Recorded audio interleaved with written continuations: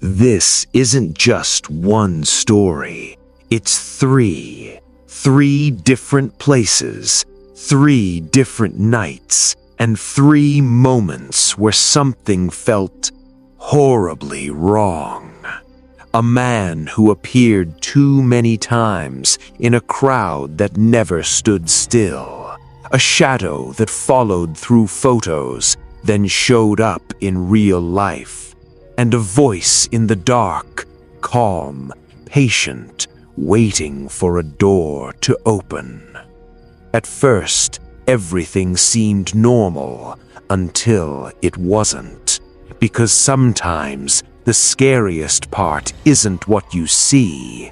It's realizing you were never alone to begin with. Before today's story begins, a warning. If you have a weak heart, stop the video now. Put on your headphones, turn off the lights. I'm Azad, and you're watching Chomchom. Today's terrifying real experience was sent by our viewer, Rehan. Let's step into the darkness. I was 26 when it happened, the first and last time I ever went to Coachella. My friend Alyssa and I had talked about going for years, but something always got in the way. That year, everything aligned perfectly. We booked flights, rented a small Airbnb, and finally made it real. From the moment we stepped into the festival, it felt unreal, like we had entered another dimension. The air vibrated with music, lights flashed endlessly, and people moved like they were part of some chaotic, beautiful dream. Everywhere we looked, there were strange outfits, painted faces, and laughter that didn't seem to belong to the real world. The first 2 days were perfect. We saw artists we loved, took endless photos, ate overpriced food, and barely slept. It didn't matter. The exhaustion felt worth it. By the 3rd day, though, that exhaustion started to creep into our bones. We were drained, but it was the last day, and neither of us wanted to waste it. That's when we made the worst decision of the entire trip. We had brought Molly with us, planning to take it on the final day. I had only tried it once before, years ago, and it had been fine. Alyssa convinced me it would make the experience unforgettable. She was right, but not in the way we expected. We took it in the late afternoon before heading toward one of the main stages. At first, nothing happened. We even joked that it might be weak or expired. But then, without warning, it hit. Hard. At first, it felt incredible. The world became brighter, louder, more alive. Music flowed through me like electricity. I felt light, almost weightless, and completely in sync with everything around me. I understood in that moment why people chased this feeling. But that feeling didn't last. About an hour later, something shifted. It started small, just a feeling that something wasn't right.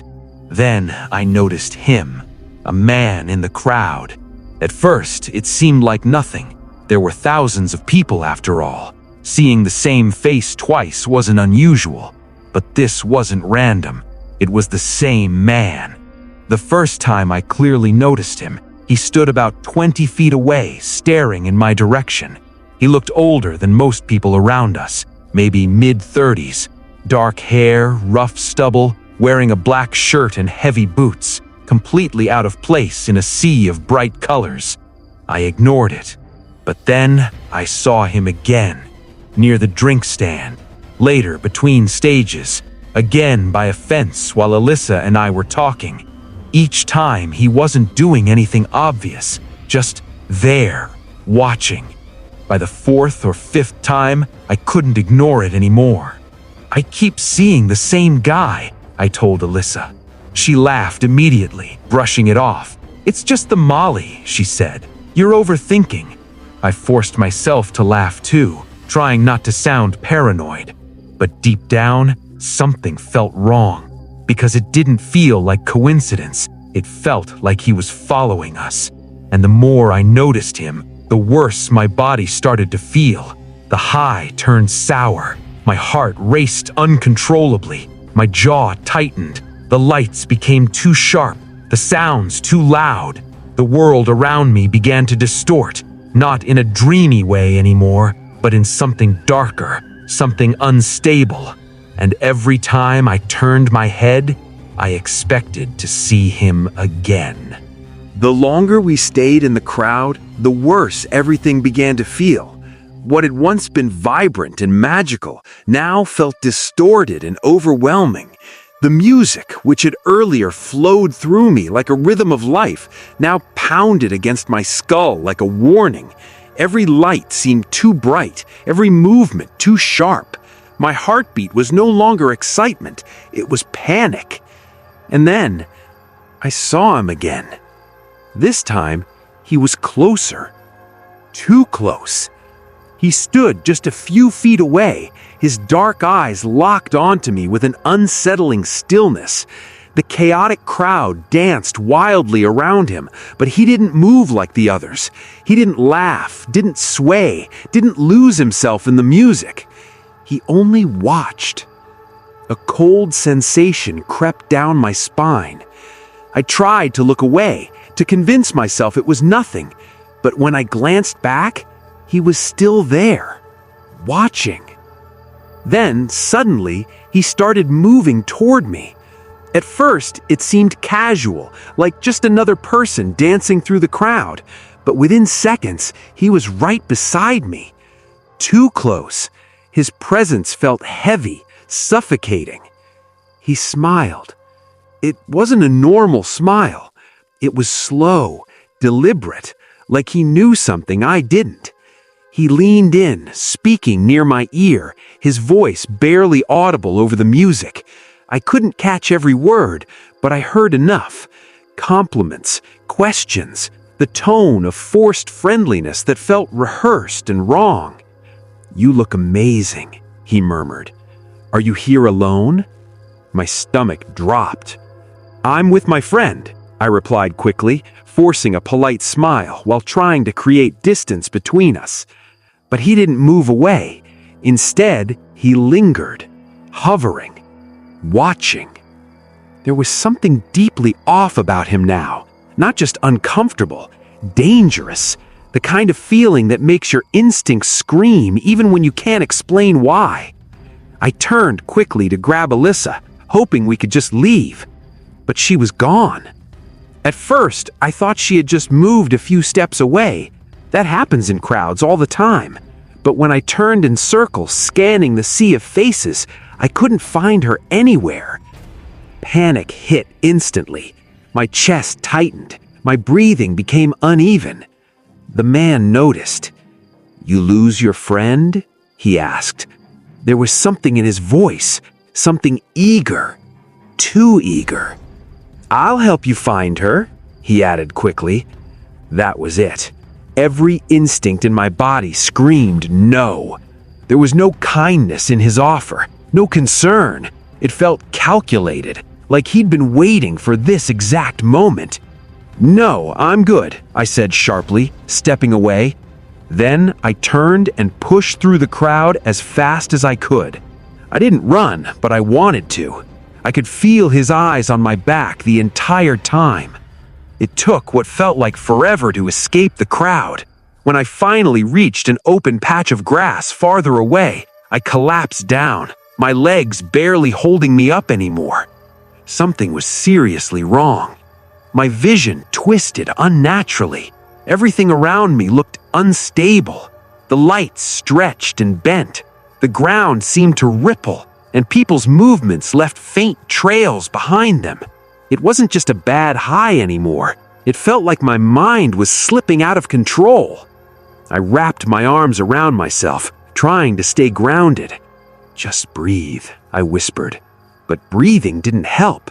My heart pounded harder. My body felt disconnected.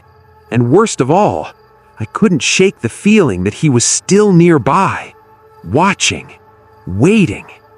With shaking hands, I pulled out my phone and called Alyssa.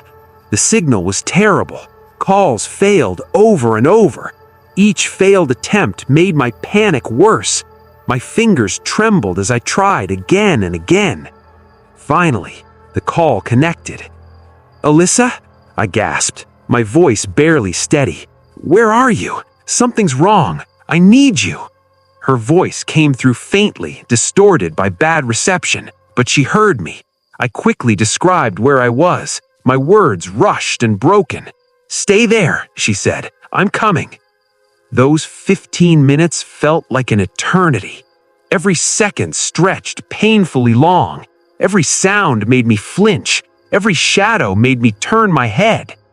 But when Alyssa finally appeared, pushing through the crowd toward me, I nearly broke down from relief. One look at me, and she knew.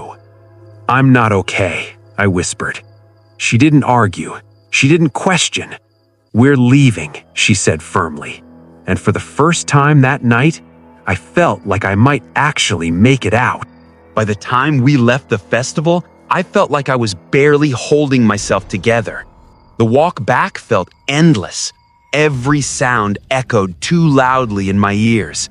Every stranger who brushed past me made my body jolt in fear. I kept turning my head, expecting, no, dreading, to see that man again standing somewhere behind us. But he was gone. At least, that's what I thought. When we finally got back to the Airbnb, exhaustion hit me like a wave. My body felt completely drained, like all the energy had been sucked out of me. Even though my mind was still racing from the effects of the drug, my muscles refused to keep going. Alyssa mentioned packing some of her things that night, but I couldn't even think about it. "I'll do it tomorrow," I muttered, already heading toward my room. All I wanted was to lie down. I didn't even bother turning on the lights. The darkness felt easier. I collapsed onto the bed, my body sinking into the mattress as if it had been waiting for this moment all day. My thoughts were still scattered, my heart still uneasy, but the exhaustion slowly pulled me into a strange half-sleep. Not fully asleep, not fully awake, just drifting. I don't know how much time passed. Minutes? Hours? Then suddenly, my eyes opened. I didn't know why. There was no loud noise, no clear reason, just a sudden, sharp awareness that something was wrong. Slowly, I turned my head toward the bedroom doorway, and that's when I saw it. A figure, standing there, tall, still, silent. At first, my brain couldn't understand what I was looking at. My vision was still slightly distorted, my thoughts foggy. For a split second, I wondered if it was Alyssa, but it wasn't. This figure was taller, broader. And then, I focused on the face. Even in the dim light, I recognized him instantly. The man from the festival. He stood there, just inside the doorway, staring directly at me. Not moving, not speaking, just watching. A freezing cold sensation shot through my entire body. My heart stopped, then exploded into panic. I screamed, not just a shout, a full, raw scream that tore through my throat. Instinct took over as I yanked the blanket over my head like it could somehow protect me from whatever stood there. I kept screaming, again and again, until suddenly, the lights snapped on. "Alyssa, what happened?" Her voice cut through the chaos. I ripped the blanket off and looked toward the doorway. Empty. There was no one there. No figure, no man, nothing. I could barely breathe as I tried to explain what I had seen. The words came out broken, tangled with fear and tears. He was there, the guy from the festival. He was standing right there. Alyssa's face shifted between confusion and concern. "It's the drugs," she said gently. "You're still coming down. It felt real, but it wasn't." I wanted to believe her. God, I needed to believe her, because the alternative was terrifying. Still shaking, I begged her to stay with me that night. She didn't hesitate. She climbed into bed beside me, leaving the hallway light on. We talked quietly for a while, trying to calm down, until eventually Exhaustion dragged us both into sleep, but the fear didn't leave. It just waited. The next morning, I woke up to screaming. Not mine, Alyssa's. I jolted upright as she grabbed my arm, her face pale with terror. "Get up! You need to see this!" Her voice trembled. Confused and still groggy, I followed her toward the doorway. And then I saw it. Muddy boot prints. Clear, wet, real. They started from the front of the house, trailing slowly down the hallway, step by step, closer, closer, until they stopped, right at my bedroom doorway, exactly where I had seen him standing. My stomach dropped. I felt sick. The prints didn't end there. They turned around and led back down the hallway, toward the front door. For a long moment, neither of us said a word. We just stared, because in that moment, there was no more doubt. What I saw that night was not a hallucination. Someone had been inside the house, and unless it was some impossible coincidence, it was him. We checked everything, doors, windows, every room. Nothing was missing, which somehow made it worse. He hadn't come to steal. He'd come for something else. We packed in silence, moving faster than we'd ever had in our lives. No showers, no food, no second thoughts. We just grabbed everything and left. Outside, the sunlight felt wrong, too normal, too calm, as if nothing had happened. We contacted the Airbnb host, sending photos of the footprints as proof. They sounded shocked, but it didn't matter. We were already gone. The rest of the day passed in a blur of tension and unease, and even when we finally made it home safely, something inside me had changed. Forever. I never touched Molly again, never trusted crowds the same way. And even now, every night, before I sleep, I glance at the doorway, just to make sure no one is standing there. Before the most terrifying part of the story begins, I need to ask, are you listening from somewhere isolated right now? Is your heart starting to race? Don't forget to tell me in the comments. And if you're new here, subscribe or follow now to join this journey into fear. It had been months since the Coachella incident, but the fear never truly left me.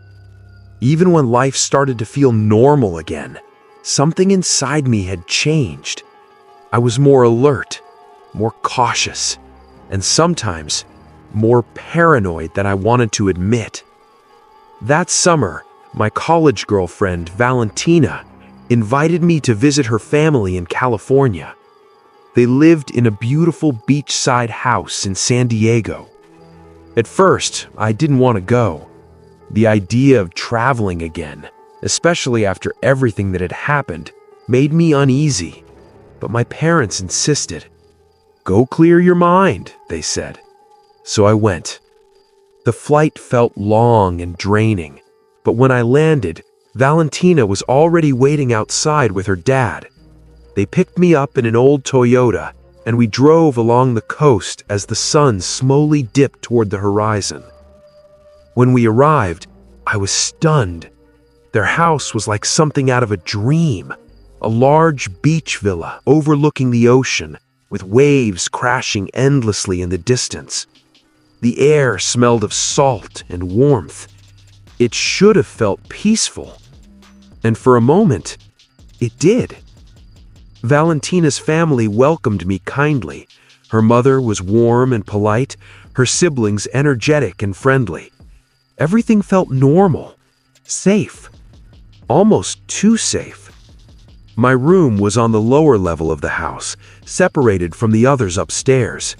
It had a wide window facing the beach, and from there, I could also see a staircase that led up to the main entrance. It was quiet down there. Too quiet.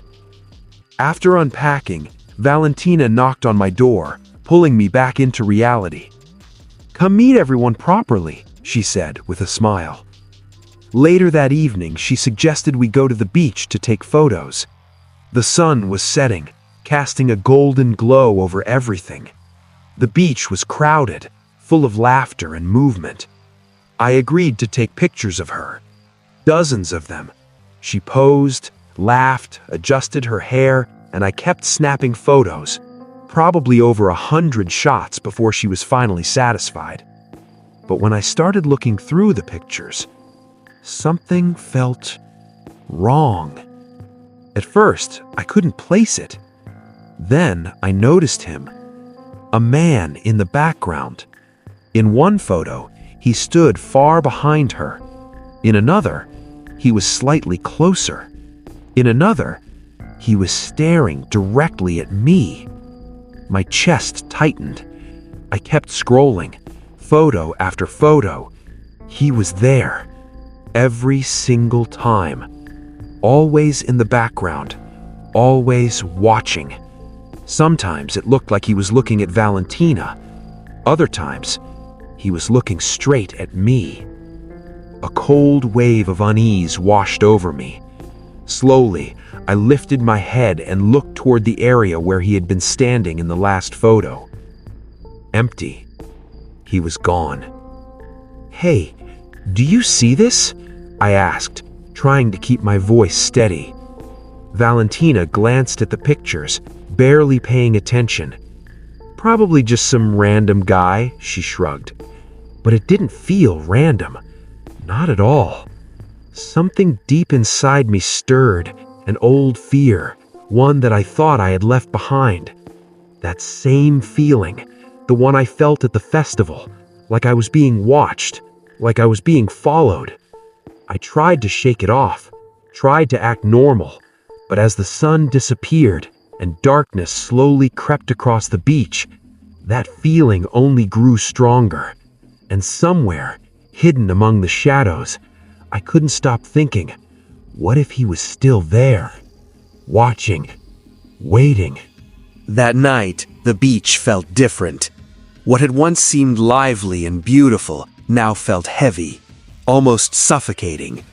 The laughter around me sounded distant, distorted, like it didn't belong to the same world anymore.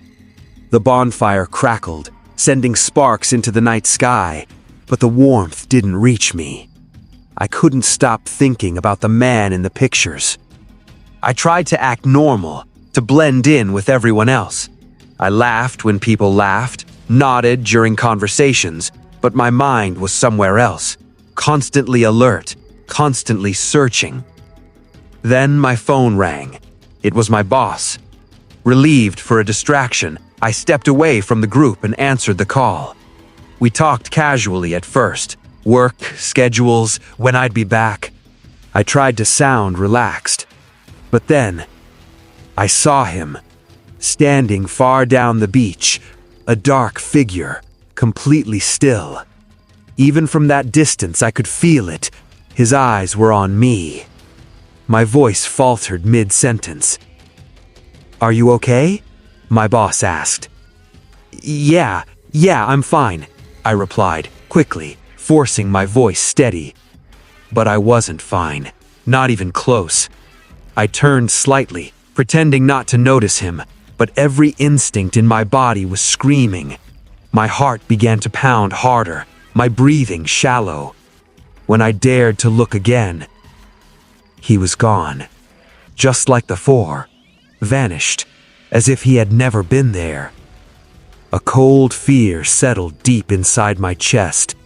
The same pattern, the same presence, watching, then disappearing. I ended the call shortly after, unable to focus anymore. When I returned to the group, everything felt off. The fire seemed dimmer, the voices quieter. Even Valentina's smile felt distant, like I was looking at it through a fog. Eventually, the gathering began to break up. People left in small groups, laughing, calling rides, saying their goodbyes. Valentina turned to me. "Let's walk back," she said casually. It was only a short distance along the beach, but the idea made my stomach twist. No, I said quickly. Let's just get a ride. She frowned slightly. You've had too much to drink. I'm not letting you walk like that. She rolled her eyes, but didn't argue. In truth, I just didn't want to walk through that darkness, not with the feeling that we weren't alone. The ride home was quiet, too quiet. When we arrived, I helped Valentina upstairs, trying to keep things calm. But inside, my nerves were stretched tight. That night, I didn't go back to my room downstairs. I couldn't.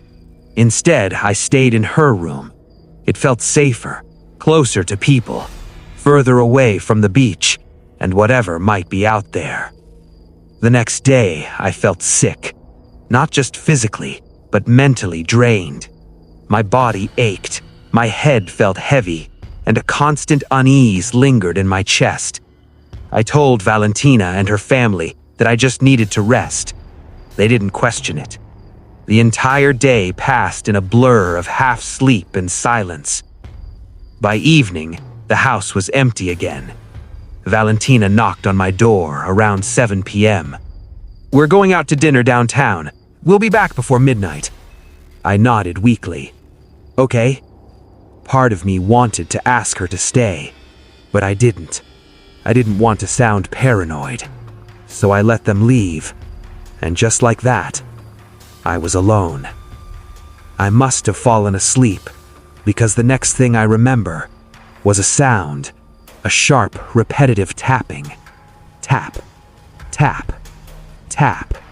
It echoed through my dream at first, blending into something distant and strange, but it didn't stop.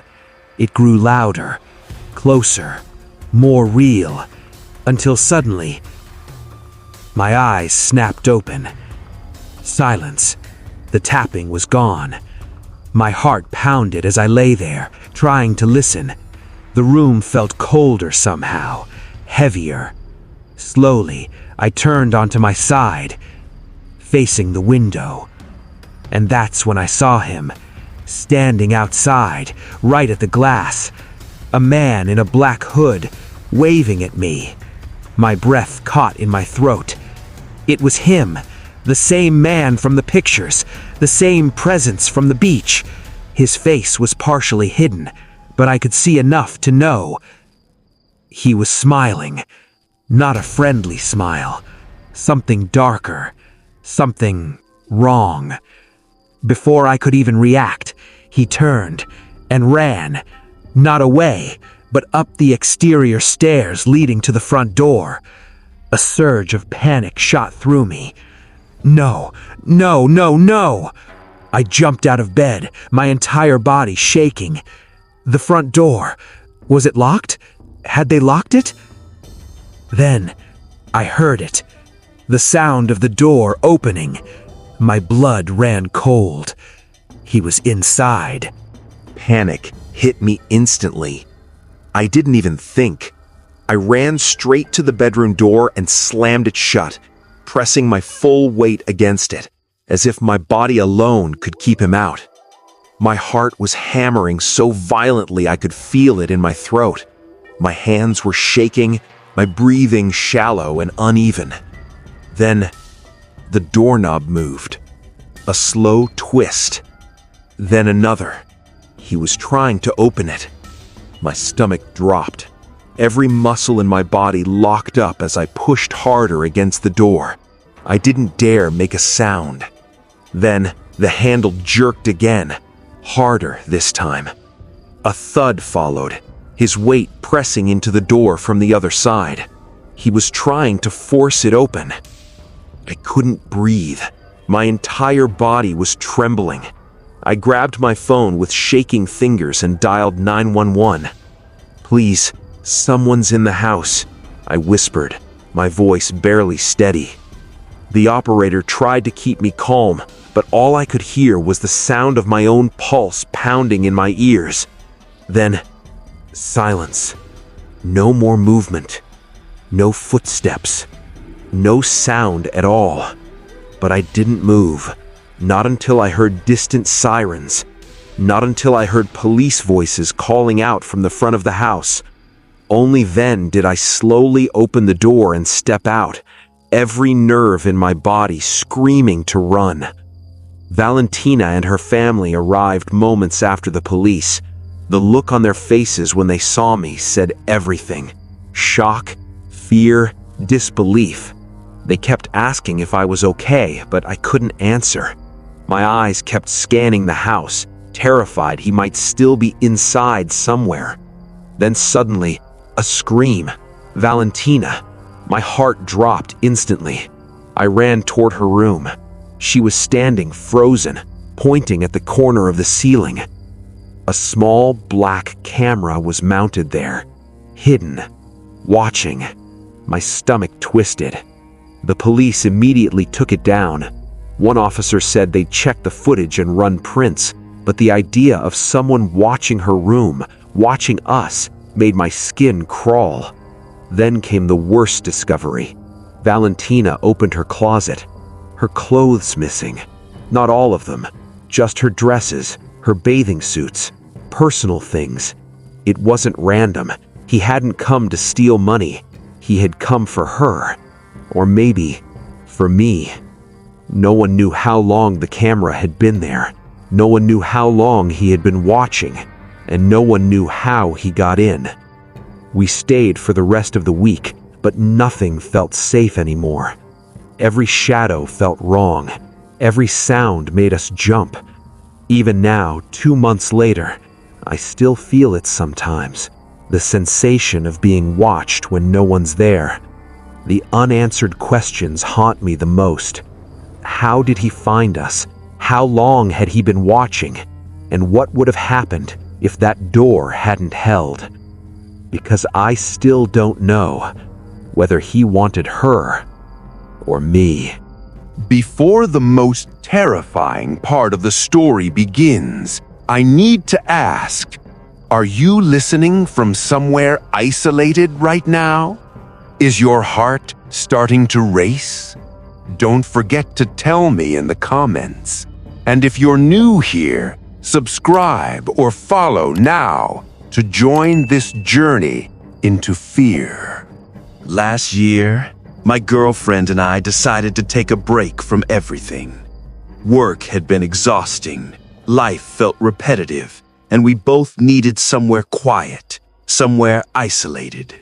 That's how we ended up booking a modern Airbnb near Palm Springs, about 15 minutes outside the main city. The listing described it as private, peaceful, perfect for couples. At the time, that sounded perfect. Now, I wish we had chosen somewhere crowded instead. When we arrived, everything looked exactly like the photos. The house was minimalistic, white walls, concrete floors, large glass doors opening to the backyard. Outside, there was a small pool, a few lounge chairs, and a storage shed, sitting quietly near the edge of the yard. Beyond the fence, nothing but desert. Endless sand, stillness, no neighbors in sight, no movement, no sound. It felt peaceful, but there was something else too. Something we didn't notice at first. The host never met us in person. We were given a code to unlock the door, and that was it. No greeting, no walkthrough, just access. That should have been the first red flag. The first day passed normally. We went out for dinner, came back, watched TV, and went to sleep without a second thought. Nothing unusual. But that night, something small happened. Around 2 a.m., I woke up. At first, I didn't know why. Then I heard it. A faint sound, a soft thump against the side of the house. I stayed still, listening. Nothing followed. No footsteps, no voices, just silence. I told myself it was nothing, probably the house settling, or the desert wind shifting something loose. Places like that can make strange noises at night, so I went back to sleep. The second day, we spent most of our time outside by the pool. The sun was intense, the air dry, and everything felt slow and relaxed. For a while, it really did feel like the perfect getaway. Until I heard something. A voice, faint, distant, not close enough to understand, but clear enough to recognize. I sat up slightly, scanning the empty desert beyond the fence. "Did you hear that?" I asked. My girlfriend hesitated. "Maybe," she said. We both looked around, but there was nothing. No people, no movement, no reason for anyone to be out there. We laughed it off. "Probably someone far away," I said. But even as I said it, it didn't feel right. That night, we heard more sounds, small ones, easy to ignore. A light scrape, a soft tap, something brushing lightly against the wall. Each time we came up with a logical explanation. Wind, animals, the house shifting, anything except the truth. Because deep down, something was already there, watching, waiting, and we had no idea. By the third night, the silence didn't feel peaceful anymore. It felt wrong, heavy, like the entire desert was holding its breath. We went to bed around midnight, but I couldn't sleep. Something in my chest felt off, like a quiet warning I couldn't explain. My girlfriend fell asleep beside me, her breathing slow and steady, but my eyes stayed open, fixed on the faint outline of the blinds. That's when I noticed it. Light. A thin glow leaking through the edges of the blinds. At first, I thought it was just a passing car, but it didn't move. It stayed. I slowly sat up, my heart starting to beat faster, and carefully pulled the edge of the blind just enough to look outside. One of the motion lights in the backyard was on. I stared at it, waiting, hoping it would turn off. And after about 20 seconds, it did. I let out a small breath, trying to relax. But then, another light turned on, further away, near the side of the house. My stomach dropped. That wasn't random. That was movement. Something was triggering them, one by one, like footsteps in the dark. "Hey," my girlfriend whispered, her voice shaky. "What are you doing?" "I think someone's outside," I said quietly. She sat up immediately, fear flashing across her face. "Close the blinds," she said quickly. "Close them all the way." But I didn't move, because I was still watching. Another light turned on, closer now, near the pool. Then another, closer, closer. It felt like something was circling the house, slowly, deliberately. "Shut them!" she said louder, panic rising in her voice. I quickly closed the blinds completely, blocking out the view. But somehow, that made it worse. Now we couldn't see anything. We just had to imagine it. And imagination can be far more terrifying than reality. We sat there in silence, listening. Every small sound felt amplified. Every second stretched longer. My girlfriend grabbed my arm tightly. "Don't go out there," she whispered. But my mind was already racing. What if someone was trying to break in? What if they were already looking for a way inside? "I'll just check," I said. Her grip tightened. "That's a bad idea." She was right. I knew she was right. But something inside me pushed forward anyway. Maybe it was fear. Maybe it was instinct. Maybe it was the need to know.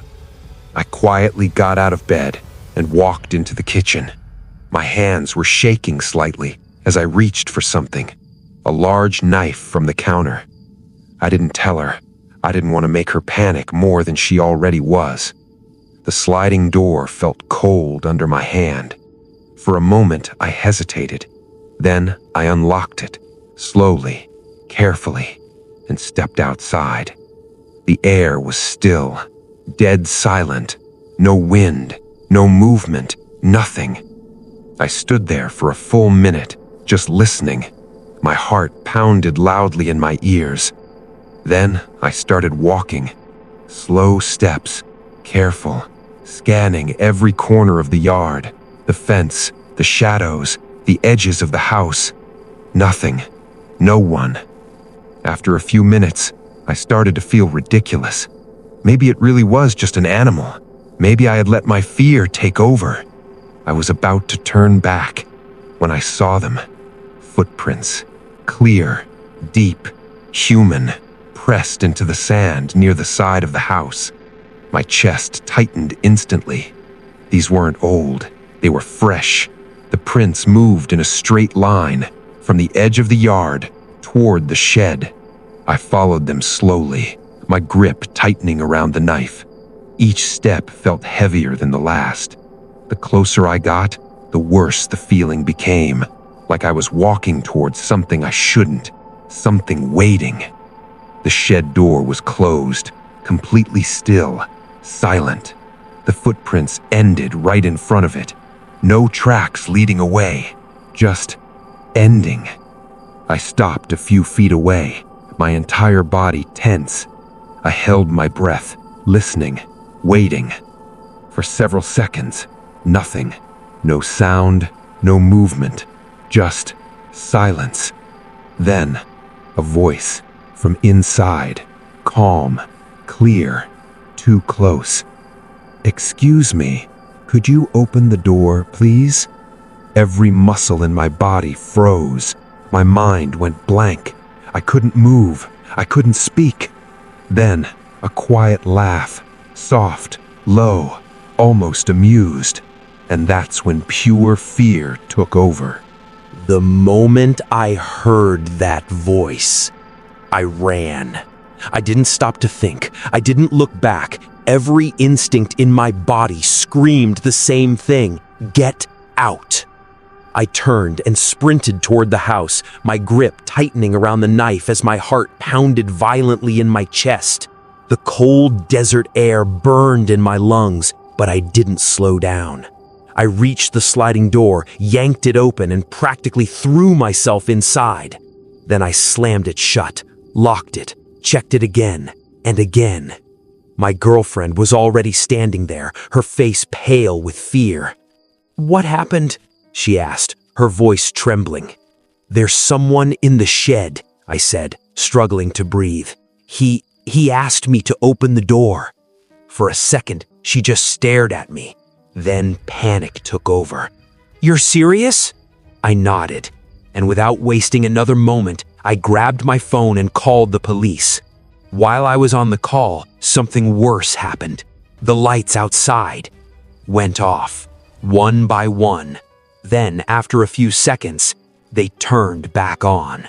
Again, one after another, moving, circling, like something was still out there, walking, watching. "Stay inside, lock everything," the dispatcher instructed. We didn't move from the living room. Every second felt stretched beyond reason. Every tiny sound made us jump.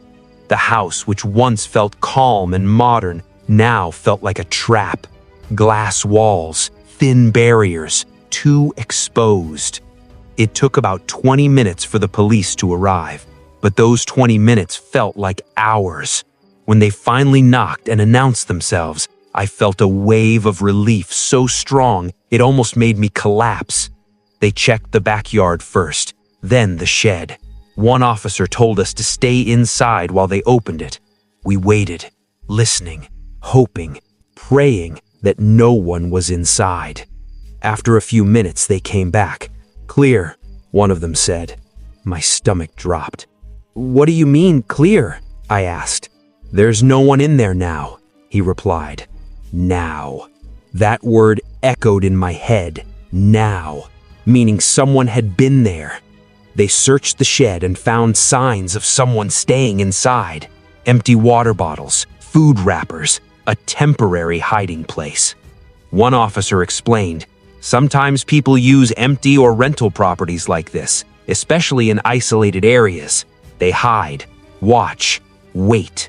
His words made my skin crawl, because that meant whoever it was had been there for more than one night. Then came the detail that shattered whatever sense of safety I had left. As we were packing to leave, one of the officers called out, "Hey, does this belong to either of you?" He held up something from inside the house. A dirty black baseball cap. My heart skipped. "No," we both said instantly. We'd never seen it before. It wasn't ours, and it hadn't been there when we arrived. The officer looked at us carefully. It's possible he got inside at some point. Maybe before you arrived. Maybe while you were here. That was it. That was the moment everything clicked into place. The sounds at night, the faint voice, the feeling of being watched, the lights, the footprints, the shed. He hadn't just been outside. He had been inside. At some point. Maybe while we were sleeping. Maybe while we were awake. Maybe closer than we ever realized. We didn't waste another second. We packed everything as fast as we could. No hesitation, no second thoughts. We got in the car and left that place behind. The host never responded. Not once. No explanation, no apology, nothing. We ended up staying in a cheap motel that night, far from the silence of the desert. But even there, I couldn't sleep. Because every time I closed my eyes, I heard that voice again. Calm, patient, waiting. "Excuse me, could you open the door, please?" And the worst part? It didn't sound desperate. It didn't sound angry. It sounded like he truly believed that eventually I would. And with that, tonight's terrifying story comes to an end. But remember, the deeper the night grows, the thicker the hidden mysteries become. Follow or subscribe now for more horrifying stories, if you dare.